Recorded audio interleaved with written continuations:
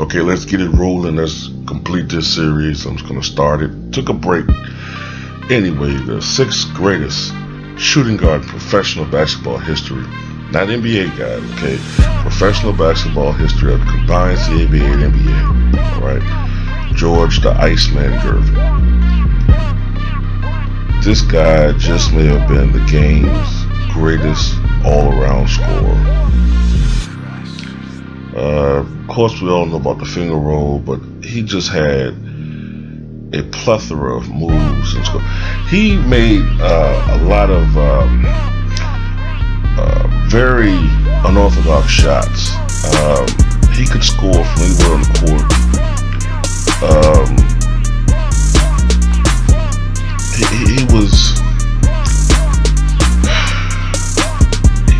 He sort of had, this is how I kind of look at Gervin's game. He sort of had a jump shot like almost as good as Gervin. He was as good at scoring around the basket as Julius Erving, with more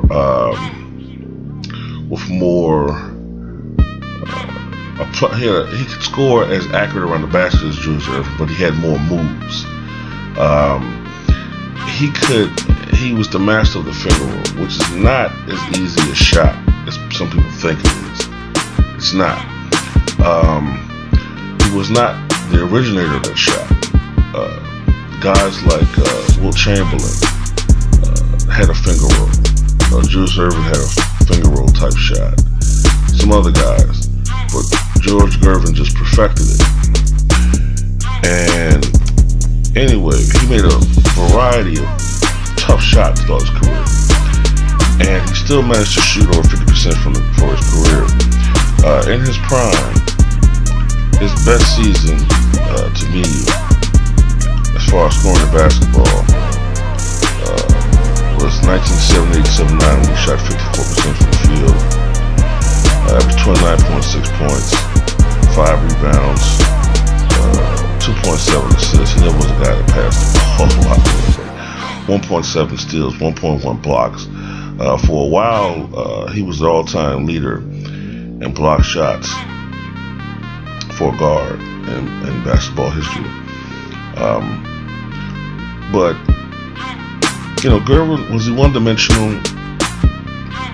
To an extent, yeah. He was not a great rebounder. He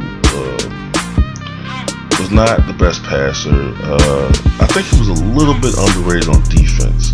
He was not a great defensive player, but he wasn't like god awful on defense. And he was a pretty good shot blocker for his position. A damn good one, actually. But he was most noted for his scoring. I do think that if George Gervin played on a better team, his overall legacy would be a lot better. He probably looked at as more of a top 20 player rather than maybe a top 30 or 35 player all the time. But this is interesting because I think if George Gervin played in this era with his scoring ability, he would be looked at really overhyped. I think he'd be like a type of guy who I might dislike somewhat, even though, unlike certain other players, he actually was very accurate and wasn't just a volume scorer. But George Gervin, one of the game's premier scorers, and ABA and NBA combined, he put up a phenomenal 26,595 points, averaged 26.2 points per game for his career. He's a 9-time NBA All-Star, a 3-time ABA All-Star. He was a 1980 NBA All-Star Game MVP. As I've said before, he was a 4-time NBA scoring champion. The first year he won the scoring title, he averaged 27.2. Then he progressed to 29.6, 33.1, and in his final scoring title in 81-82 season, he put up 32.3 points per game. He's a 5-time All-NBA first-team player. From the 1977-78 season through the 81-82 season, 5 consecutive years. 2 times All-NBA second team. 2 times All-ABA second team. He was on the ABA All-Rookie First Team in 1973. He was on the ABA All-Time Team, one of the greatest ABA players of all time. He was on the NBA's 50th Anniversary All-Time Team in 1996. And he's number 44, retired by the San Antonio Spurs. Career averages, combined NBA and ABA, of 25.1 points per game, 5.3 rebounds per game, 2.6 assists per game. The 26.2 points per game average I used earlier was actually his NBA scoring average, and I apologize for the error. George Gervin started out playing for the Virginia Squires. Did not last long there. According to legend, when he tried out for the Virginia Squires, the ABA, he attempted 25 three-pointers at the tryout and made 22 of them. And despite the fact that he had never been seen competitively playing against other players, the Virginia Squires signed him immediately after their shooting exhibition.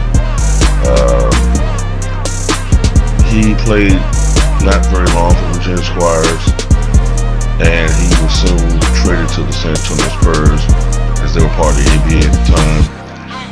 And he slowly,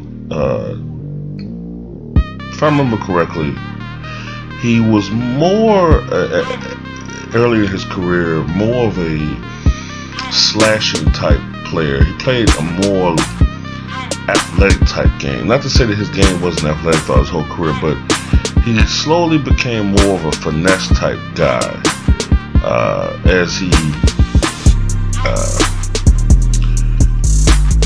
as he went throughout his career. And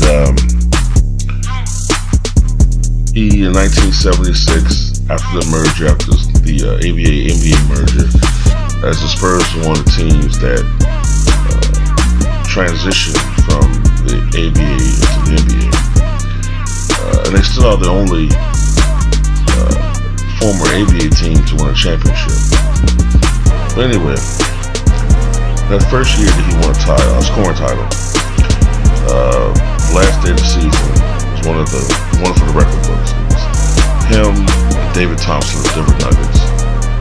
A guy who could have been, had he not had the injuries, had he not let his career deteriorate due to drug use, he could have had a career as magnificent as Michael Jordan. That's not any hyperbole. He really could have. And a lot of you guys saw him representing or on stage with Michael Jordan when Michael Jordan had his infamous Hall of Fame speech. But David Thompson was the guy. He had it all, man. If you guys don't know about David Thompson, look him up. Look up footage. Read about him. This guy had it all, man. He could have been another Michael Jordan. But anyway, David Thompson and George Gervin were battling out the last day of the season for the scoring title. It was still to this day the closest scoring championship ever. The last day of the season, if I remember correctly, the Denver Nuggets were playing the Detroit Pistons, and David Thompson put up 53 points at about halftime, wound up scoring 73 points, had a record of 32 points in one quarter, and it looked like David Thompson would win the scoring title. I think he finished with averaging 27.2 points, rounded out 27.15. So then George Gervin got the green light by his coach to go for the scoring title. And he started out shooting, I think, like 0 for 6. And it didn't look like he was going to perhaps produce the way he wanted to get it. But then he started rolling and rolling and rolling. And George Gervin scored 33 points, which is still a record he shares with Carmelo Anthony. 33 points in one quarter. He also finished at half 53 points, and he needed 58 points to overtake David Thompson. And George Gervin finished with 63 points, with I think somewhere maybe halfway through the third quarter. So he sat either half or most of the third quarter and all of the fourth quarter. So a lot of you guys, I remember these guys. I used to always tell these guys, Kobe scored 62 points through quarter. Like, well, yeah, well, George Gervin was outpacing him. George Gervin, he didn't get a gift of shooting 25 free throws as well. But George Gervin probably could have scored 80 or 90 points that game. He was on fire. And the guy just had so many phenomenal shooting games, man. He was such a great, efficient scorer. He was not, like I said, he might have been the best all-around player, but when it came to scoring, the guy was fucking phenomenal, man. I seen, like I said, I wasn't able to actually see certain games, but I seen the stat sheets of some of his games, and man, he had games like where he would score 50 points, shooting 20 or 25 from the field, 18 or 28 from the field, 15 or 20 from the field, with so many free throws. I mean, the guy was fucking phenomenal when he was on.